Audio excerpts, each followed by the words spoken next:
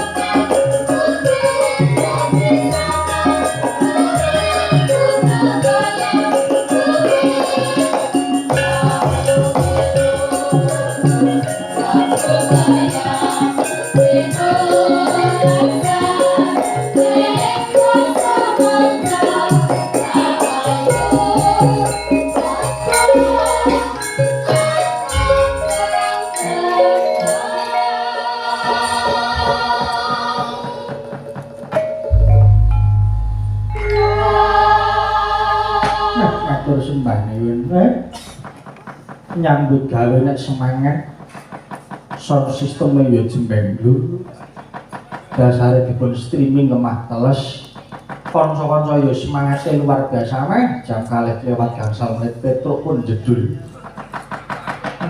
Petruk bareng karo medali bakmi matur sembah nuwun meng iso nyawang kanca-kanca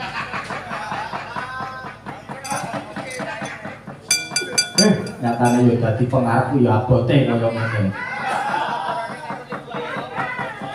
Ini mboten apa-apa, mereka merehati dateng kanca-kanca, kanca-kanca ben rezekine lumintu, kesehatane ya uga lumintu. Ngatur sembah nuwun kula sowan ngersanipun sedaya warga. Sederek kula ingkang lenggah wonten ing padukan kurucuk mriki matur sembah nuwun Petruk sowan supados nglipur sedaya warga wonten ing padukan kurucuk mriki kanthi adicara inggih merti dusun Trucuk. Nyatanipun kegiatanipun inggih sampun kalih minggu kapengker menawa dipun anaki inggih menika pengajian oleh mujahadah ugi wonten gelar budaya inggih menika Jatilan Kuda Pranesa lajeng wonten Jalan Sehat lajeng wonten ugi inggih menika kirab budaya lajeng dipun terasaken inggih menika Umbul Donga Puji Basuki lajeng dalu menika dipun tutup kanthi wayang kulit matur sembah nuwun matur nuwun. Mugi-mugi sasampunipun ngadani inggih menika upacara adat merti dusun wonten ing padukan Trucuk mriki sedaya warga menika tansah pinaringan kesehatan pinaringan rejeki ingkang lumintu ayam-ayam tata titi tentrem gemah loh jinawi padukan Trucuk mriki cinakena dhateng Karahayun kinebihna dhateng Tulak Sarik Allahumma amin. Matur nuwun kula Petruk sowan sak kanca sak rombongan menika rombongan kula piyambak kula boyong saking tlatah Gunung Kidul pesisir kidul ngaranipun Petruk menika gubukipun nggih menika wonten ing jalan Indrayanti menika Pante. Matur sembah nuwun matur nuwun mbok menawi anggen kula sowan kersanipun para sanakadang ingkang lenggah wonten ing padukan Trucuk mriki mbok menawi Petruk kathah perintah pelentune patrap tindak tanduk mula-muli kangge tenrenane penggalih kula nyuwun diadili mangan sami nyatanipun Petruk menawi namung kita semantah kangge dunungan nolali sanapes matur nuwun matur nuwun matur sembah nuwun matur nuwun dhateng Bapak Ketua Umum inggih menika Bapak Ramyono lajeng Bapak Parno lajeng Bapak Suyatno ngaturaken panuwun dhateng Ibu Bendara inggih menika Ibu Walyani lajeng seksi acara inggih menika Bapak Girin Bapak Pursegi lajeng Bapak Wahyudi lan sedaya warga RT setunggal kalih RT kalih ugi ngaturaken panuwun dhateng Mas-mas Karang Taruna inggih menika Mas Alvin, Mas Doni lan Mas Dio. Nyatanipun sedaya warga wonten ing padukan Trucuk mriki sami majinamadan duwe dinayan tunggal cipta tunggal karya tumuju mring padukan Petruk menika kuncara. Nyatanipun pembangunan gambar badhe kula dalaken malih. Menika wonten gapura dusun Trucuk menika dados pralambang ngendi to dusun Trucuk menika sampun wonten gapuranipun. Lajeng pembangunan inggih menika joglo cikal bakal wonten ing padukan Trucuk mriki. Lajeng wonten dermaga prau wonten ing mriki nyatanipun padukan Trucuk mriki ugi padukan wisata ugi wonten kolam renang pembangunanipun nyatanipun pesat sangat. Lajeng wonten masjid lantai kalih ingkang nembe dipun garame mugi-mugi enggal rampung purwa madya lan musananipun boten wonten rubeda menapa-napa lancar. Matur sembah nuwun, matur nuwun tetembangan kanca-kanca Ibu Presiden kita sing teges-teges kanca-kanca kula ndara-ndara yoga tasih semangat matur sembah nuwun nyatane Ibu Presiden yo seragame anyar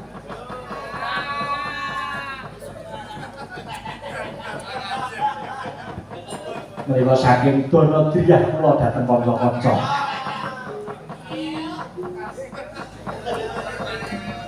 nyatane pun kanca-kanca kula rempuh kados dene keluarga kula piyambak.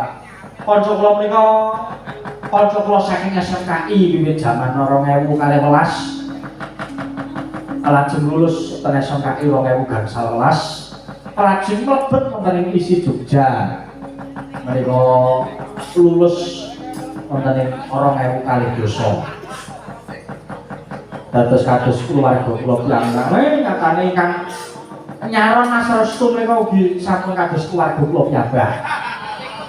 Sampun kula rengkoh enek apa-apane aku ya melu lara nek umpama kowe dijiwit aku ya melu rasake ning aku ora iso mbiyantu apa-apa. Sak ora-orane cerita kuwi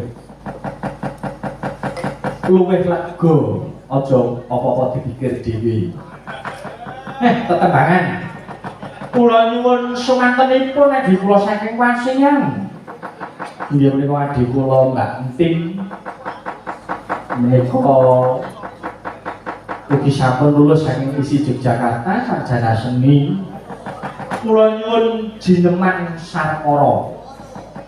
Lajeng mengke dipun lebetaken jurang jugruk dipun lebetaken aja dipleroki.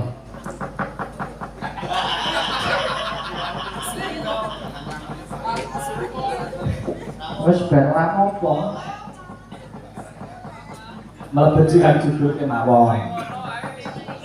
Monggo kula nyuwun jineman Sarkara kunjuk dhateng para pini sepuh ingkang tasih kancani Petruk lek-lekan dalem menika.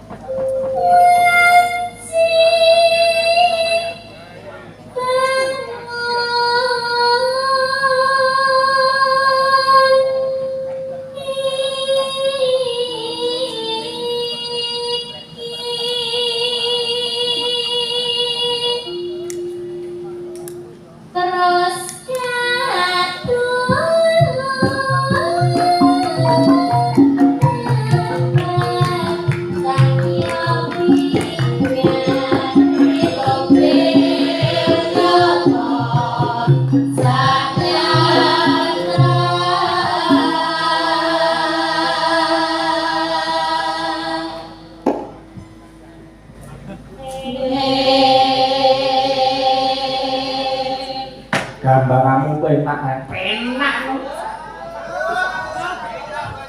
ngajak apa iki ya sekolah ya wis suwe saketara lek ngundang ilmu ya wis saketara. Oh iya. Kok gambangake ya ngerangin. Dasare ya lagi kasmaran. Oh iya.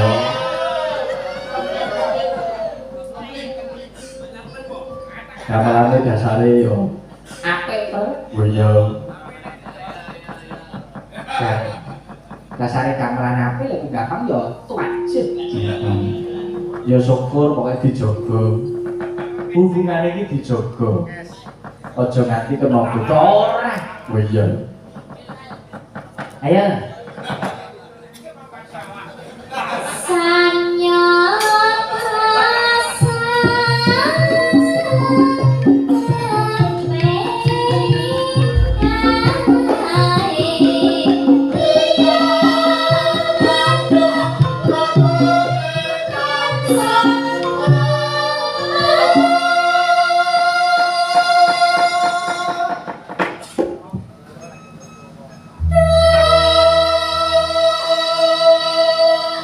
Gimana lagi kasmaran terus klambimu sok modho. Ayo piye ta, Bro? Ayo lagi seneng-senenge nang nggon ki abaran ya bintang ya tak jenengi bintang. Oh iya. Umpama pengen nganti ngono ya tak terke. Oh iya ya syukur. Ae, hari ku rasa aku jago bayi ngajak. Oh iya.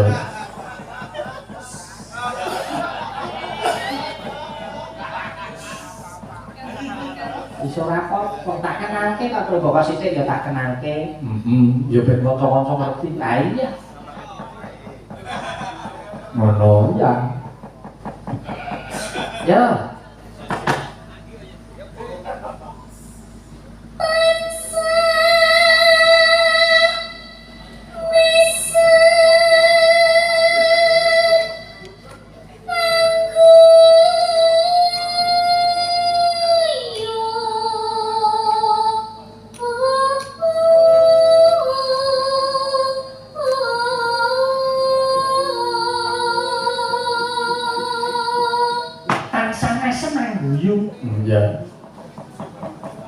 Nonton voli ning Pantai Sadang tak lakoni, Bro. Oh iya. Tegese nek ngajak karo kanca iki wani banjasi apa-apa kudu susul. Ah iya.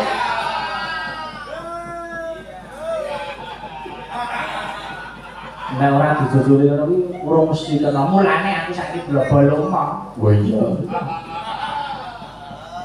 Ya.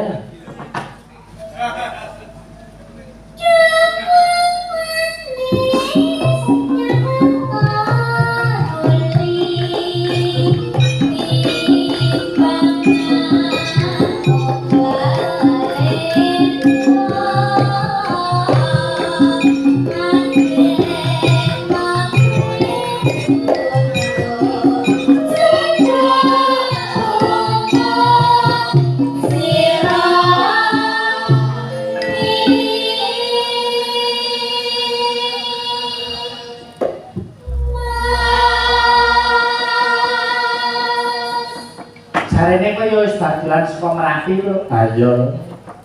Ya aku wis dolan saka Merapi. Wis sepedaan barang ya syukur aku iki melu seneng.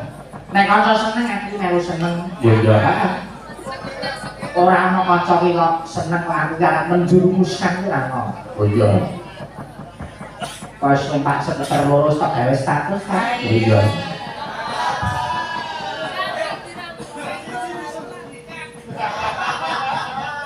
Kanca-kanca ki ana sing tak sembunyikan, Bro. Oh iya ora apa-apa. Sementing ora kok baleni. Kok baleni apa ya? Kowe iki gawe grup ning wong telu karo apa? Ya orang bukan ta. Saora-orane iki meja bundar. Kowe iki keputusane arep piye iki aku ya mengkari manut kok aku wis salah.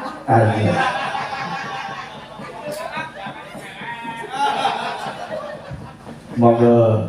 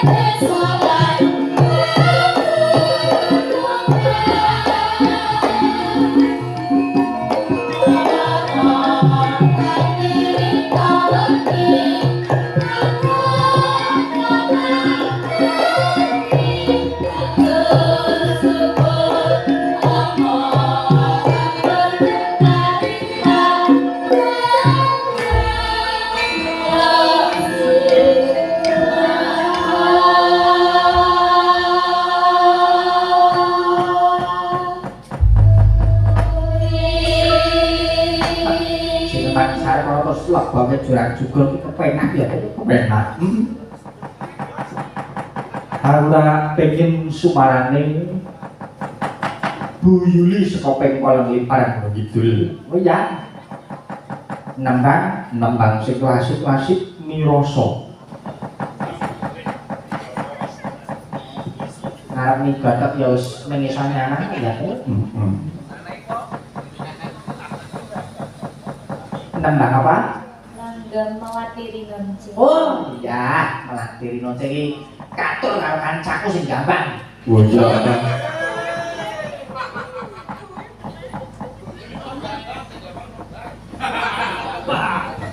Ya, Melati Rinonce.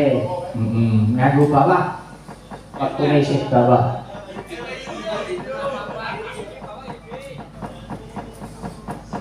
Sing bawa ben Yuli. Oh iya. Aja bebani beban nganggo kanca-kanca.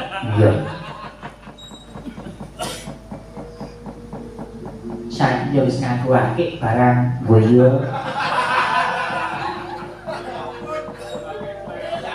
Amin tak sile ora oleh to. Oh iya, Pak. Kene nonton nyileh. Ojo, Pak. Iku wis dadi kasetenku. Oh iya, Pak. Ayo tinggalane simbah aja. Yo.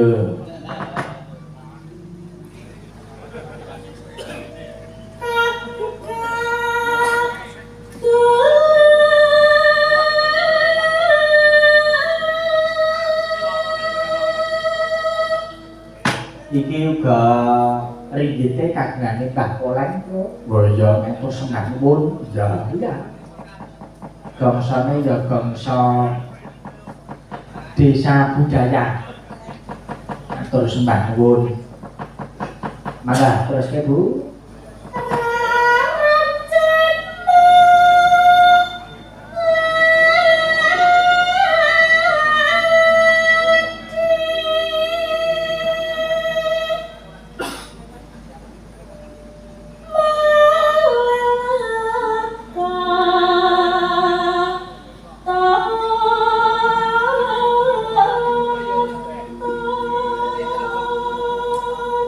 Lagi nusul dong.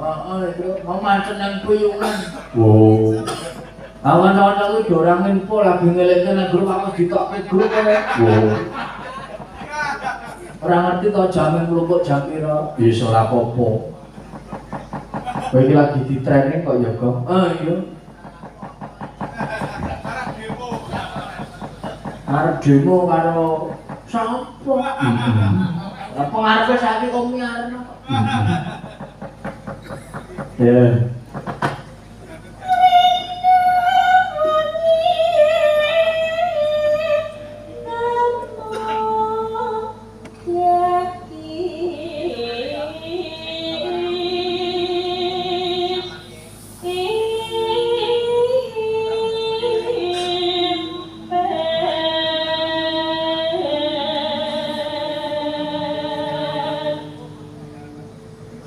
Mbak Yuli iki garwane sing ngendang. Oh iya, iya. Iki kadang Redo saka Semarang. Oh iya. Wis saiki wis Kakang Gunung Kidul. Oh iya. Memperkuat Kapenewan Lipan. Mana? Mas Kuanang. Oh iya. Iya, mriko ugi dalang. Oh iya. Dalang saking Semarang. Kanca-kanca kula menika kathah dalang. Oh iya, iya.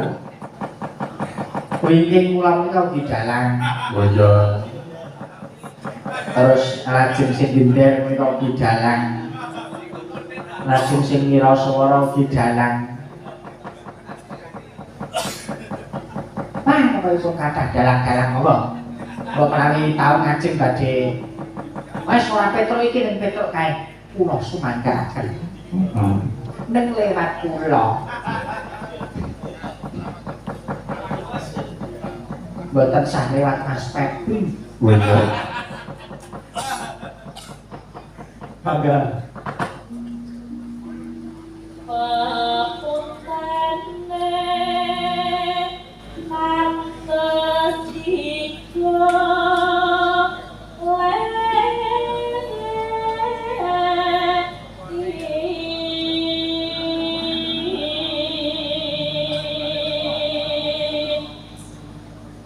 disusul balaku Tru. Boyo sapa? Balaku kecile. Boyo.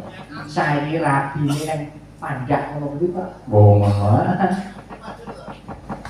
Bisa adate ya melu wayangan awake dhewe gandeng rabi ning pandak bakul wis tidak ada komunikasi. Sapa Mas Dian? Syukur sehat, rezeki lancar, anak sehat, bojo sehat, marang kula ya aja galak-galak. Ya.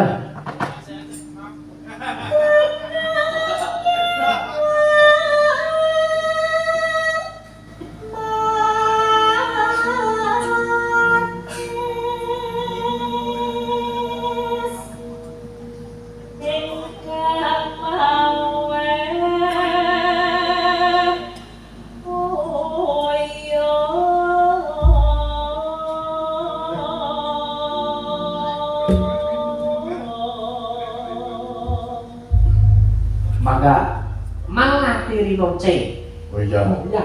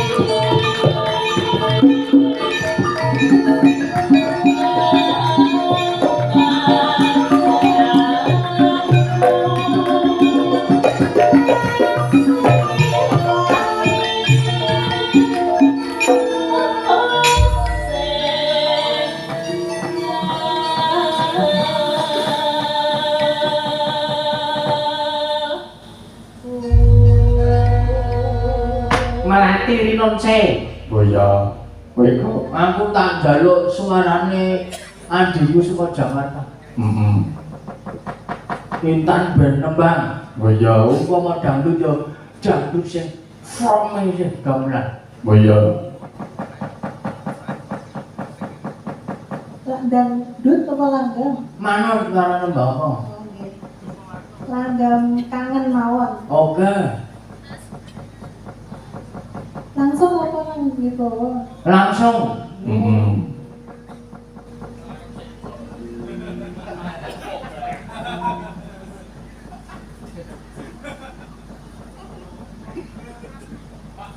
Pitung sasi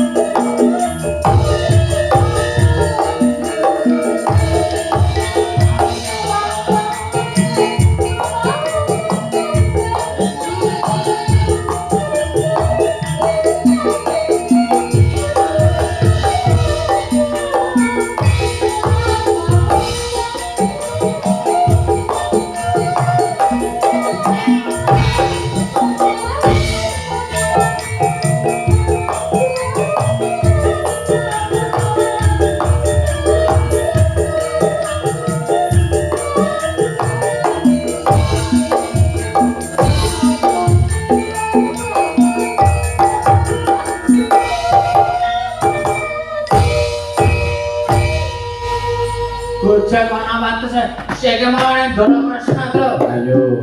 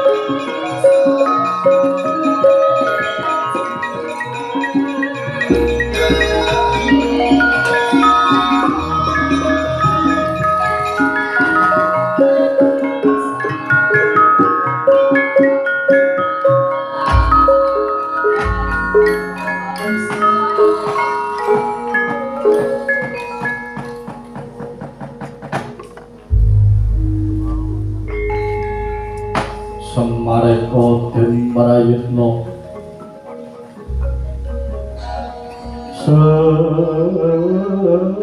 semuris eko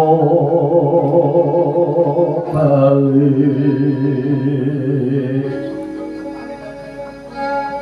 teteyane kondoyondi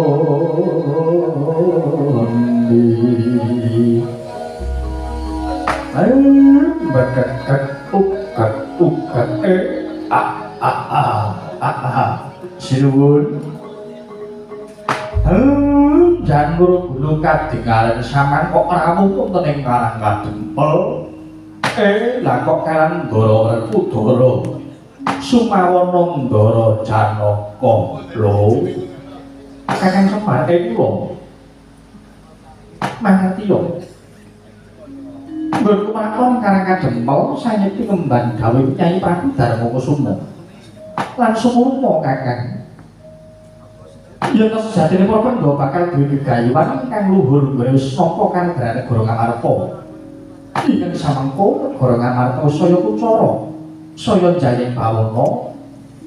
Wekasan kula kereng tekan para pendhawa bakal nganake sesaji Raja Surya Kakang.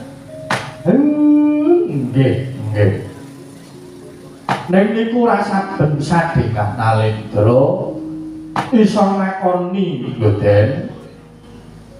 Napa dipun penggalih ingkang kanthi njerimut dipun gelar dipun gulung supados boten tuna tembe rikengipun Dara Kakang Manukara iku dina samangka syarat Srana wis kabeh ya mung kali siji syarat Srana ingkang kudu digoleki nyun sewu syarate napa sing kedah dipun padosi menika napa ya kuwi sesaji korban korbane Nalendra kang watake para murka budi Candala mongko ana ingkang wis dinebeng dening para Pandhawa ingkang bakal dadi ganjering sesaji Rajasaya Nalendra Giri Bajra ya kuwi Prabu Jarasandha ingkang dina samangka bakal nganake sesaji Rudra kanthi bekakak atus-atus cacahe mula Surana pangapura meneh kanggo Jarasandha kejobamu kudu sirna saka lumahing bumi kurep ing langit Kakang Nayantaka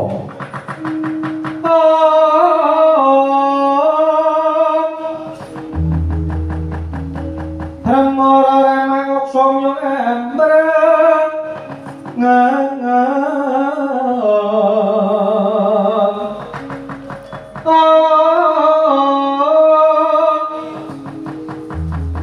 kadikarenan ing kaswasi aning marga malah kumuruning sang bondo wasat aja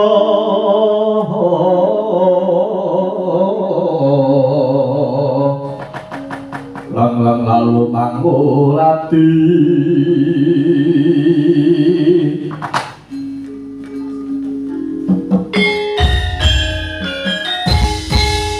Pak Gula Batu ki nang ndi Pak? Tak goleki aku ora gawe tanah. Mbok umpetke ora. neng gledek iki Dara lagi penting malah kritak-kritik goleki Gula Batu Ora apa-apa ngelak. Andake tak tekati nekat wae aku. ya ora apa-apa ngaten Dara nek ngaten kula namung kantun nderek kersanipun Ndara Kresna Kakang Semariya mulai tak kanthi aja dados kawon tindake napa Ndrawati Kakang kontane ning samudra haing langkut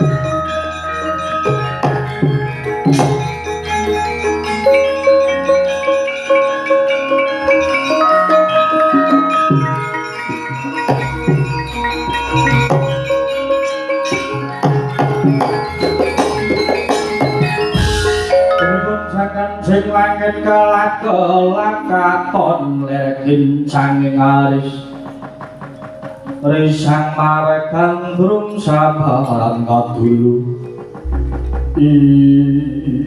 Warga Goro Janaka mandeg dhisik. Iki wis kan apa wates negara Giribajra sakulone gunung ngarepan iki wis katon. Kedatone Jara Sandha. Kresna kakang piye? Yen ngono aja kesuwen ae. Ndang budal tak labrake sing jenenge Jara Sandha. Kosek.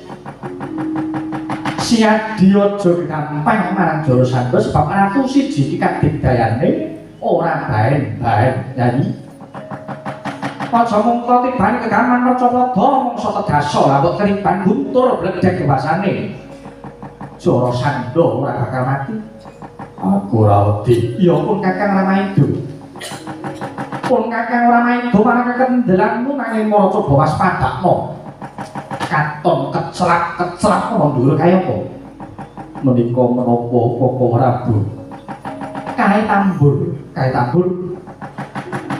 tambur pusakane Jara Sandha kaya ora ana kang nunggu nanging lok saben-ana manca negara kang liwat lengking gunung sarta arep mlebu menyang laladan Giribajra tambur kae muni dhewe turta banter mula saben-ana mungsuh tekani Jara Sandha mesti ngerti sebab suara tambur kae keprungu nganti tekan kedatone Jara Sandha lho nggih lajeng tambur menika asalipun saking pundi Koko Prabu kae walulangi tambur kae dumadi saka kulite Prabu Briyadata.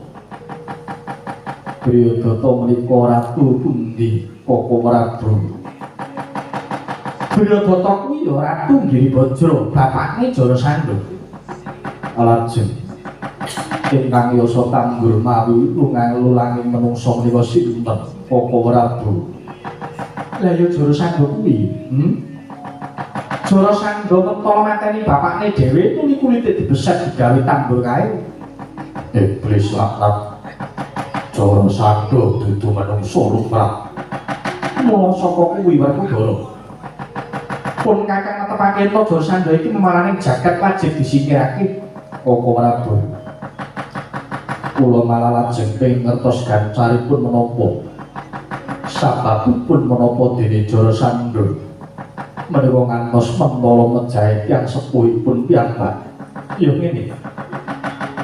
Sejatine Jara Sandha kuwi apajane Prabu Briyadata ya mung laire Cacat Janaka. Cacat menika kades pundi Koko Prabu? Bojone Briyadata kuwi loro cacahe ya kuwi Retnadi lan Retnadati. Mongko suwe ra kagungan putra tumuli Briyadata mangsa smedi pinaringan pelemper tangga jiwa dening para Jawaka. Gandeng padha rebutan kepengin nganggo sejarah utawa turuning Prabu Briyadata. Garwa loro mau mangan pelem separo-separo tumuli Gerdini.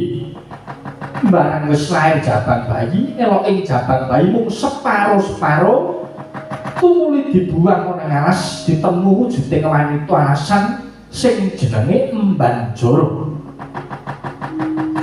Bayi sing separo-separo mau tumuli digathukake kaelokaning jagat gaweane para dewa. Bayi mau iso urip. Terus dijenengi Jaka Slewah. Bareng dewasa dituturi nang Emban Jara Jaka Slewah ki anake Prabu Briyadata. Jaka Slewah nesu tumuli wong tuane kabeh dipateni, dheweke lenggah dampar ning Giribajra. Bapakne diklokop kulite digawe tambur kae. Pancen wis ora pantes urip ning alam padang. Kudu ingkang disirnake si Jara Sandha. Arjuna Mustika Pusaka ya kejemering nang ngurwatan. Tambur sing ana dhuwur kae bedhan yayi to nggih kestaken dawuh Koko Prabu.